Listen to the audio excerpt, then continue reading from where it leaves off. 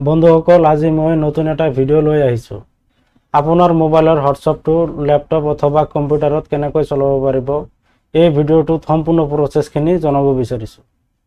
কিছুমান এনেকুৱা ডকুমেণ্ট অথবা ফাইল হোৱাটছআপত আহে যিটো মোবাইলত অপেন নহয়। আৰু কিছুমান এনেকুৱা ডিজিটেল ছিগনেচাৰ অথবা ই-চাইন থকা ডকুমেণ্ট আছে যিটো মোবাইলত ভেৰিফাইড নহয়। সেইবাবে আপোনাৰ মোবাইলৰ হোৱাটছআপটো কম্পিউটাৰ অথবা লেপটপত কেনেকৈ চলাব পাৰিব জনাব বিচাৰিছোঁ। ভিডিঅ'টো স্কিপ নকৰি শেষলৈকে চাব।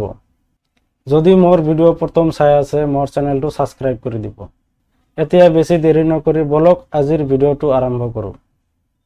প্ৰথমতে আপোনাৰ কম্পিউটাৰ অথবা লেপটপত ক্ৰম ব্ৰাউজাৰ অপেন কৰিব।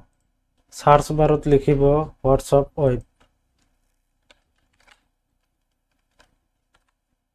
সাৰ্চ কৰি দিব। এতিয়া ওপৰত দিয়া এইটো হোৱাটছআপ ৱেব, এইটোত ক্লিক কৰিব। অলপ ৱেইট কৰিব। এনেকুৱা QR কোডখন শ্ব' কৰিব। আপুনি আপোনাৰ মোবাইলৰ হোৱাটছআপ অপেন কৰিব। হোৱাটছআপ অপেন হোৱাৰ পিছত এই ওপৰত দিয়া 3 ডটত ক্লিক কৰিব। আকৌ তলত দিয়া আছে লিংক ডিভাইচ, এইটোত ক্লিক কৰিব। এনেকুৱা ইণ্টাৰফেচ আহিব। আপুনি আকৌ তলত দিয়া আছে লিংক এ ডিভাইচ, আপুনি ইয়াত ক্লিক কৰিব। আপোনাৰ মোবাইলৰ স্ক্ৰীন লকটো খুলি দিব আৰু QR কোডখন স্কেন কৰিব।